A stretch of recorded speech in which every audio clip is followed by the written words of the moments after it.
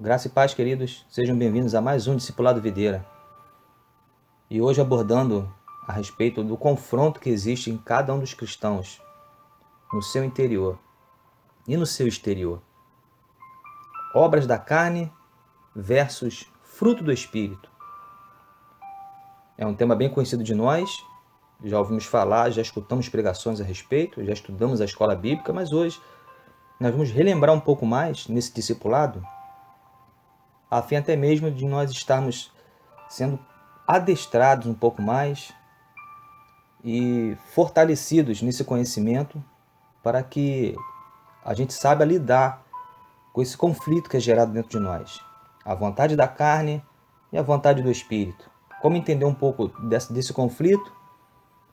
A gente vai, nessa lição, tentar abordar um pouco mais de forma didática e aplicativa, porque esta é a finalidade desse discipulado. Vamos então ao texto base, ao texto áureo desta lição, que se encontra na carta do apóstolo Paulo aos Gálatas, capítulo 5, a partir do versículo de número 16. Acompanhem comigo a leitura.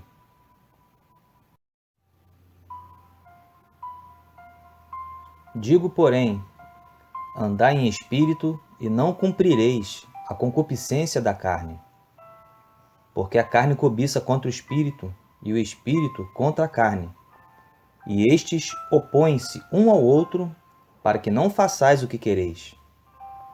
Mas, se sois guiados pelo Espírito, não estáis debaixo da lei. Porque as obras da carne são manifestas, as quais são prostituição, impureza, lascívia, idolatria, feitiçaria, inimizade, porfias, emulações, iras, pelejas, dissensões, heresias, invejas, homicídios, bebedices, glutonarias e coisas semelhantes a estas, acerca das quais vos declaro, como já antes vos disse, que os que cometem tais coisas não herdarão o reino de Deus. Mas o fruto do Espírito é amor, gozo, paz, longanimidade, benignidade, bondade, fé, mansidão, temperança. Contra essas coisas não há lei.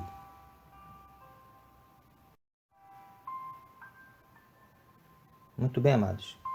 Dando início então à nossa lição, nenhum trecho da Bíblia ele apresenta um contraste bem definido entre o modo de vida do crente cheio do Espírito e aquele que é controlado pela sua natureza humana, pecaminosa, como esse texto que nós acabamos de ler de Gálatas 5. O apóstolo Paulo não somente examina a diferença geral do modo de vida desses dois tipos de crentes, mas também inclui uma lista específica tanto das obras da carne como do fruto do Espírito. E é isso que nós vamos estudar, todo esse contraste. É um contraste bem definido que mostra dois tipos de pessoas que existem dentro de nós. É como se fossem dois seres, um querendo ganhar vantagem em cima do outro. E é essa luta constante que o cristão tem na face dessa terra. Luta da carne e a vontade do Espírito. Para a gente entender um pouco mais esse contraste, nós vamos contextualizar um pouco de cada ser, podemos dizer assim.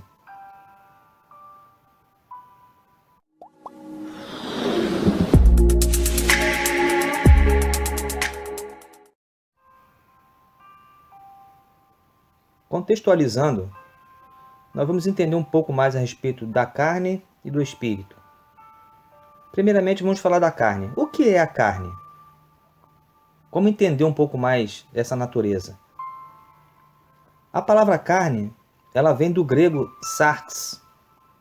Esta palavra ela expressa a natureza adâmica, que domina o velho homem e que leva o ser humano a praticar as obras da carne. essas que foram mencionadas aí no texto de Gálatas. Mas ainda no Novo Testamento, essa palavra sarx, ela serve também para descrever a natureza exterior que difere do homem interior, conforme esta referência aí que eu deixo para você, de Lucas 24:39. É a natureza pecaminosa com seus desejos corruptos, que continua no cristão mesmo depois da sua conversão, sendo um seu inimigo mortal durante toda a sua vida aqui na Terra. E a palavra ela adverte que aqueles que praticam as obras da carne não poderão herdar o reino de Deus, conforme o verso 21 do capítulo 5 de Gálatas. Por isso, essa natureza carnal, pecaminosa, ela precisa ser resistida, ela precisa ser mortificada pelo poder do Espírito Santo que opera em nós, numa guerra espiritual que não cessa, onde cada cristão trava com ele próprio essa luta diária.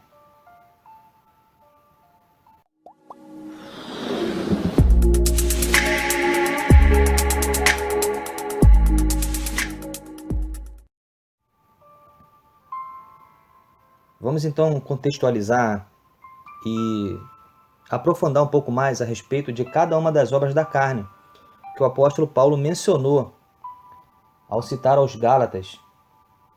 E eu gostaria que você acompanhasse comigo cada uma delas de forma bem didática. O que cada uma delas representa, o que ela significa. Talvez ainda não tenha sido muito esclarecido, mas através desse discipulado, espero em Deus estar trazendo um pouco mais de reflexão e de entendimento de cada uma dessas obras que são produzidas no nosso homem exterior. Ele cita prostituição, impureza e lascívia. A prostituição é toda a imoralidade sexual, de todas as formas, incluindo também gostar de quadros, filmes, publicações pornográficas de diversos tipos, como revistas, né? Hoje a internet aí tem um material vasto com isso também. Enfim, tudo que é colocado de imoralidade sexual é considerado prostituição. Impureza são os pecados sexuais, pensamentos, né, pecaminosos, atos, vícios e os desejos do coração. Tudo aquilo que traz desconforto, podemos dizer assim, ao lado espiritual, pode ser tratado como impureza, porque o espírito é puro. E a carne, né? Nossa carne envolve não somente os atos, mas também os nossos pensamentos. Lascívia é todo tipo de sensualidade. É aquela pessoa que gosta de seguir suas próprias paixões, os maus desejos, a ponto de perder a vergonha e a decência. Essa aí é a lascívia. Então, toda vez que eu ouvi falar assim, lascívia, sensualidade.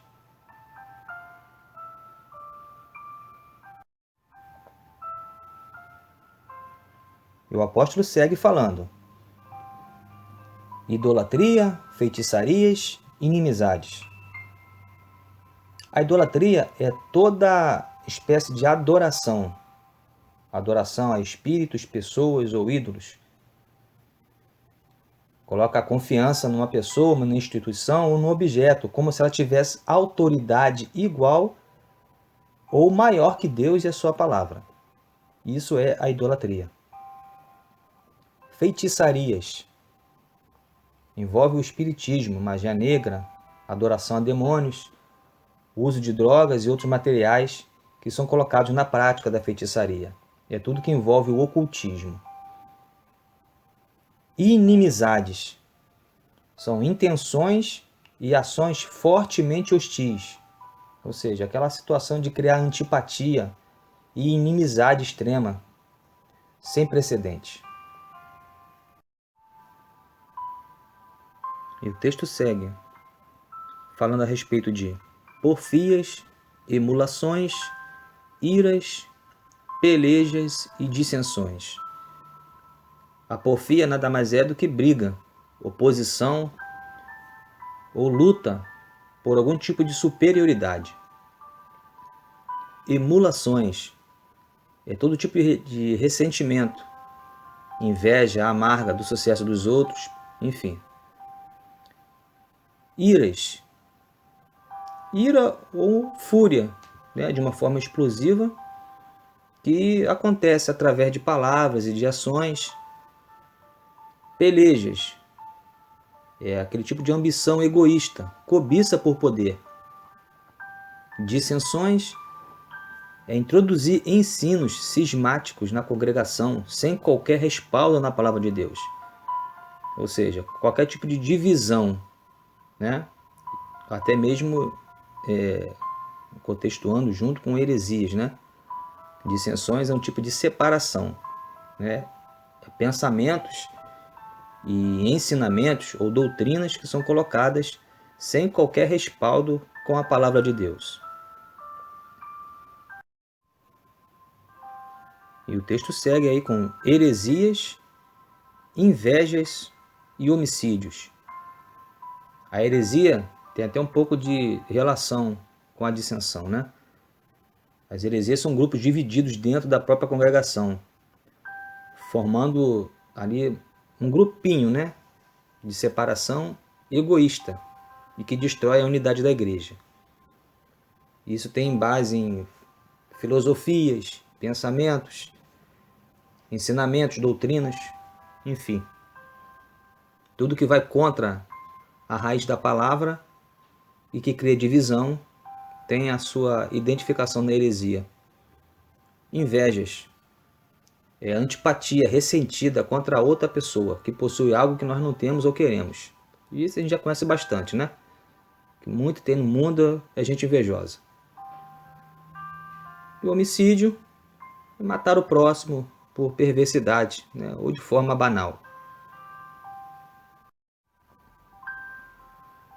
O texto ainda fala bebedices, glutonarias e coisas semelhantes a estas. A bebedice é todo descontrole da faculdade física e mental por meio de uma bebida embriagante. Isso é muito comum, infelizmente, né? A nossa realidade aí, o que mais se vê é bebedice. E a glutonaria, que são diversões ou festas com muita comida e bebida de modo extravagante e desenfreado. E ainda por cima, né, envolve drogas, sexo ou coisas semelhantes. Então a glutonaria não tem só a ver com comida, não. É uma gama de outras situações também que envolve a glutonaria. Mas especificamente fala a respeito de comida. Comer sem controle, né? De forma desenfreada. E ele ainda fala coisas semelhantes a estas. Você vê que não se resume só a isso. O apóstolo Paulo ele apenas trouxe assim um resumo, podemos dizer assim, de tudo aquilo que ele viveu ou que ele viu a respeito das obras da carne em contraste com aquilo que o Espírito quer produzir em nós, que é a santidade, santificação, autocontrole, domínio. Então esse contraste nós vamos estudar com o fruto do Espírito. E as coisas semelhantes a estas aí também levam o homem a não herdar o reino dos céus.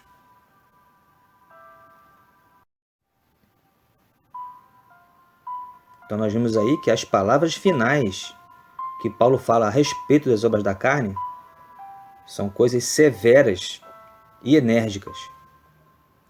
Aquele que se diz crente em Jesus e participa dessas atividades iníquas, ou seja, pecadoras, essa pessoa está se excluindo automaticamente do reino de Deus, ou seja, não vai ter salvação. Confronta comigo aí com o texto de 1 Coríntios, capítulo 6 e versículo de número 9.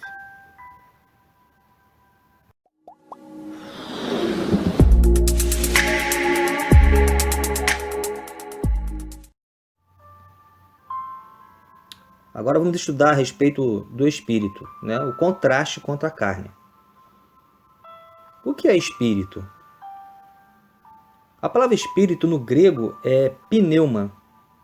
Esse termo ele significa sopro, vento, respiração, princípio da vida. Essa palavra também ela descreve o espírito que habita no homem, aquele que foi soprado por Deus lá em Gênesis 2:7, quando Adão recebeu ali o fôlego de vida da parte do Senhor. Essa palavra também ela é aplicada no Evangelho de João em referência ao próprio Deus. Tá aí a referência para você, João 4:24. E por último, o Espírito, a terceira pessoa da Trindade, né? Ela é identificada como o Espírito Santo do Senhor.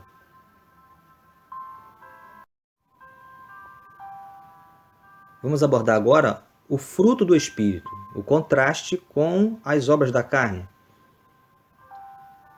É interessante a gente notar que quando o apóstolo Paulo ele fala dessas capacitações dadas pelo Espírito Santo, ele utiliza o singular.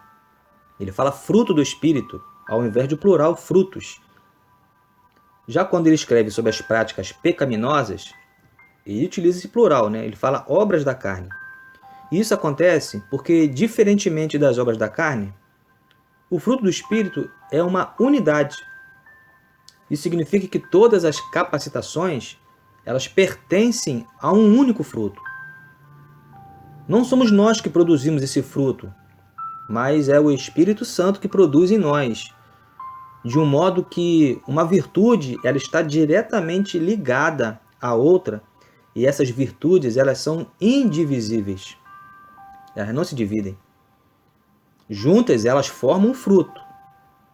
Fica mais fácil a gente entender quando a gente usa uma figura simbólica, por exemplo, uma tangerina, né?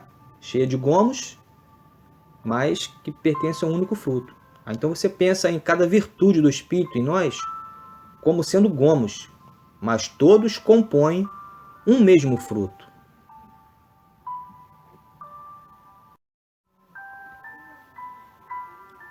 Algo interessante, o Senhor Jesus descreve no Evangelho de João, e eu gostaria que você acompanhasse comigo no capítulo 12 e o verso 24. O Senhor Jesus ele cita algo bem interessante aos seus discípulos, falando o seguinte. Acompanhe comigo o texto aí. Na verdade vos digo que, se o grão de trigo caindo na terra não morrer, fica ele só. Mas, se morrer, dá muito fruto. Para que esse trigo ou fruta cresça, algo tem que morrer. Mas quando ela morre, então a vida nova ela vem à tona, né? Ela aparece. O contexto desse versículo, Jesus estava falando dele mesmo, do que seria a sua morte, crucificação e a sua glorificação. Mas aqui, para essa lição, nós entendemos que nós recebemos mais e mais do fruto do Espírito quando nós colocamos a nossa natureza pecaminosa para morrer. Através de quê? Da obediência ao Espírito Santo de Deus, à sua palavra, ao quebrantamento, à santificação, enfim. Há várias atitudes que o cristão tem que tomar, mortificando, né? Matando a sua própria carne. Então esse modo de viver íntegro e honesto, que a Bíblia chama de fruto do Espírito, é esse contraste. Essa maneira de viver que realiza no crente à medida que ele permite que o Espírito Santo dirija e influencie a sua vida de tal maneira que ele mesmo, o próprio cristão, ele vai subjugar o poder do pecado, especialmente as obras da carne, e vai passar a andar em comunhão com Deus. Deixa aí uma referência para você estar agregando depois a esse conteúdo da lição.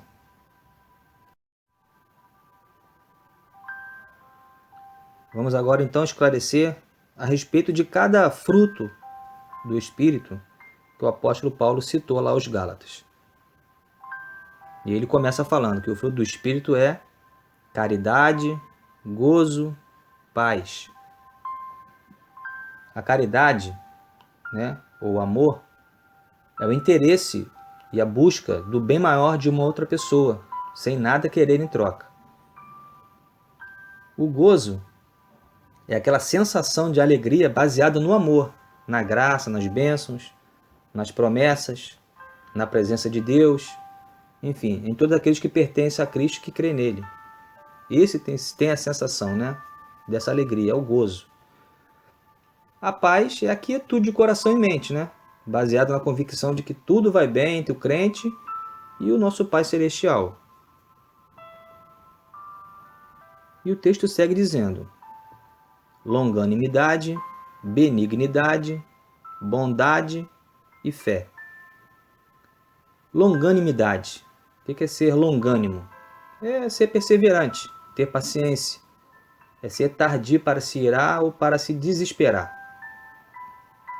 A benignidade, ela fala de não querer magoar ninguém, nem lhe provocar dor. Ou também fazer o bem, né? Tem muita ligação com o que está embaixo aí, que é a bondade, né?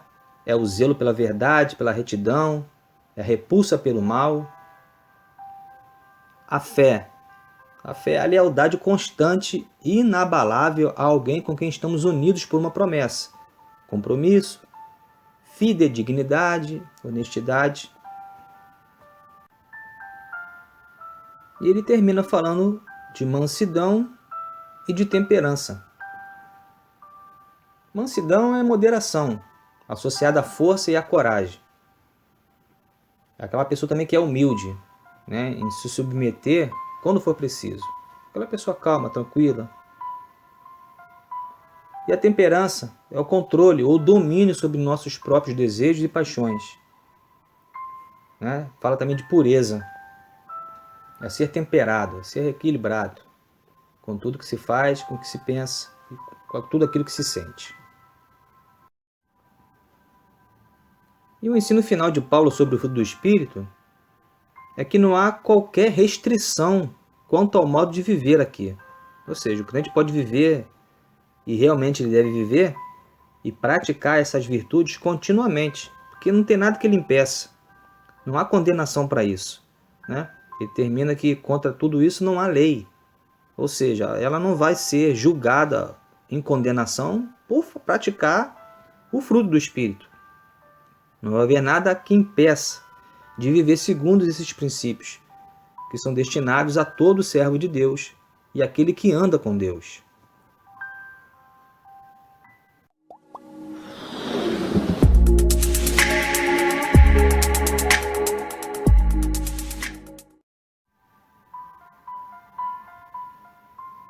E agora, finalizando essa lição, vamos falar a respeito de andar na carne e andar no Espírito.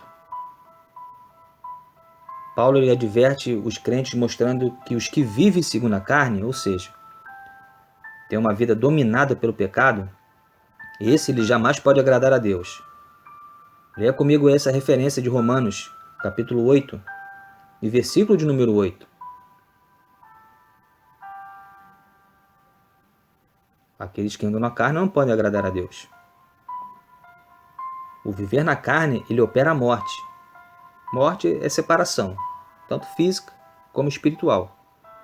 Mas o viver no Espírito conduz esse crente à felicidade, à salvação, à vida eterna. Paulo ele foi enfático ao afirmar, no versículo 16, andai em espírito. Essa expressão andar com Deus, ela é bem apropriada para definir o modo como o cristão ele deve viver a sua vida cristã, na prática. O ato de caminhar indica progressão, ir adiante, ainda que venha a tropeçar e cair, mas ele vai se levantar e vai prosseguir. Andar em espírito é estar em movimento constante, progressivo, em direção ao alvo que foi proposto para nós, que é a perfeição em Jesus. Se a caminhada é no Espírito, então é evidente que nós devemos estar debaixo do olhar, da direção e da instrução do Espírito Santo. Somente o Espírito Santo nos ajuda a viver em santidade e de maneira que o nome do Senhor seja exaltado. Sem Ele, nós não podemos agradar a Deus. Quem pode nos ajudar e nos conduzir de modo a agradar ao Senhor? Somente pelo poder do Espírito Santo. Então, meus irmãos, não há prazer maior do que este: andar na companhia de um amigo tão precioso para nós e que no final da nossa trajetória aqui nos levará ao encontro eterno com o nosso Deus.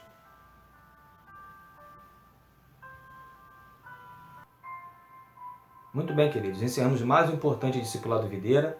Eu espero que você e toda a sua família tenham sido ricamente abençoados com o ensinamento de hoje. Se você ainda não é inscrito no canal e se gostou desse estudo, se inscreva no canal, ative as notificações e, se você desejar, pode compartilhar para os seus irmãos de outras igrejas, familiares, amigos, vizinhos, enfim. Pode abençoar alguém com esse Discipulado Videira, porque esse discipulado ele é feito de forma interdenominacional, ou seja, ele não tem rótulo. A Igreja Projeto Videira promove esse discipulado para abençoar você, a sua família e quantos mais desejarem estudar a palavra do Senhor através da internet.